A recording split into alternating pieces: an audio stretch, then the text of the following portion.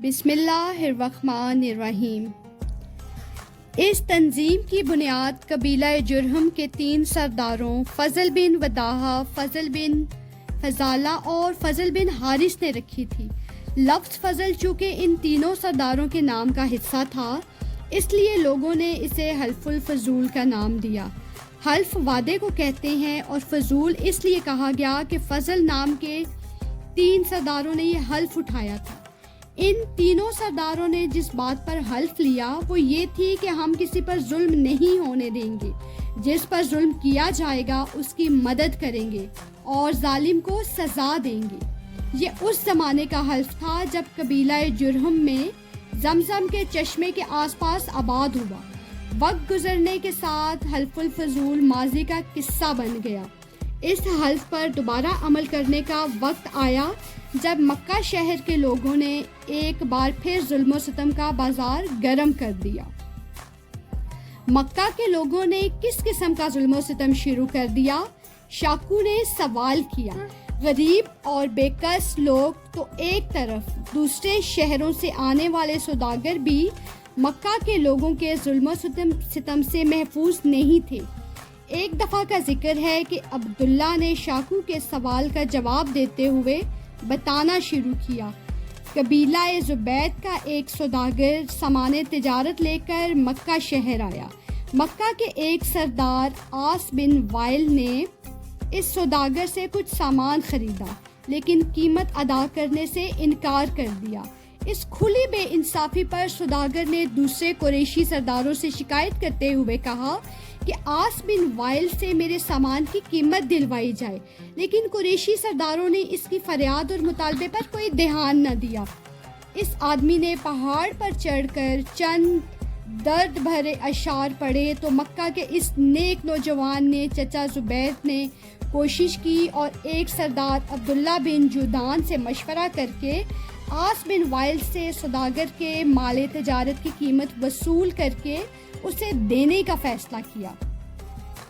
اس کام میں مکہ شہر کے کچھ اور اچھے لوگوں کو بھی اپنے ساتھ ملا لیا گیا۔ اس مقصد کے لیے سب سے پہلے سرداروں سے شکایت کرتے ہوئے کہا کہ عاص بن وائل سے میرے سامان کی قیمت دلوائی جائے، لیکن قریشی سرداروں نے اس کی فریاد اور مطالبے پر کوئی دھیان نہ دیا۔ اس آدمی نے پہاڑ پر چڑھ کر چند درد بھرے اشعار پڑھے تو مکہ کے اس نیک نوجوان کے چچا زبیر نے کوشش کی اور ایک سردار عبداللہ بن جودان سے مشورہ کر کے عاص بن وائل سے سوداگر کے مال تجارت کی قیمت وصول کر کے اسے دینے کا فیصلہ کیا۔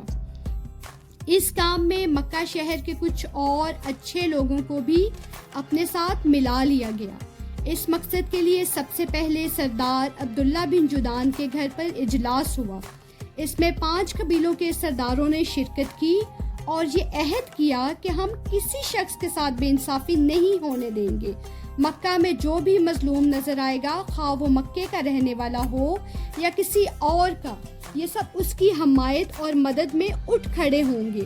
اس اجلاس میں اس نوجوان نے بھرپور شرکت کی اور دوسرے لوگوں کے ساتھ مل کر اس عہد کو پورا کرنے کا پختہ عزم کیا۔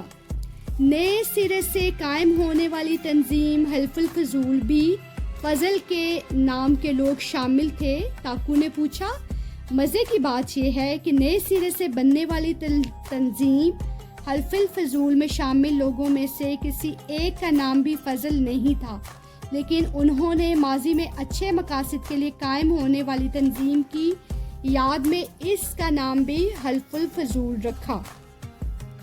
اس تنظیم کے قائم ہوتے ہی زبیر قبیلے کے سردار سوداگر کی رقم ہتھیار لینے والے عاص بن وائل سے اس کے سامان تجارت کی ساری رقم لے کر دی گئی۔ اس طرح ہر معاملے میں امانت و دیانت اور نیکی کے ہر کام میں آگے رہنے کا نتیجہ یہ نکلا کہ مکہ شہر میں ہر کوئی اس نوجوان کو صادق اور امین کہہ کر پکارنے لگا۔ عبداللہ ذرا سانس لینے کے لیے رکا تو راکو نے پوچھا، پھر کیا ہوا؟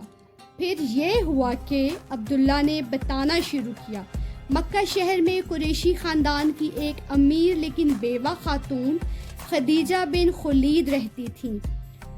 وہ بہت عقل مند اور نیک خاتون تھیں، اس لیے ہر کوئی انہیں طاہرہ یعنی پاکیزہ کہتا تھا۔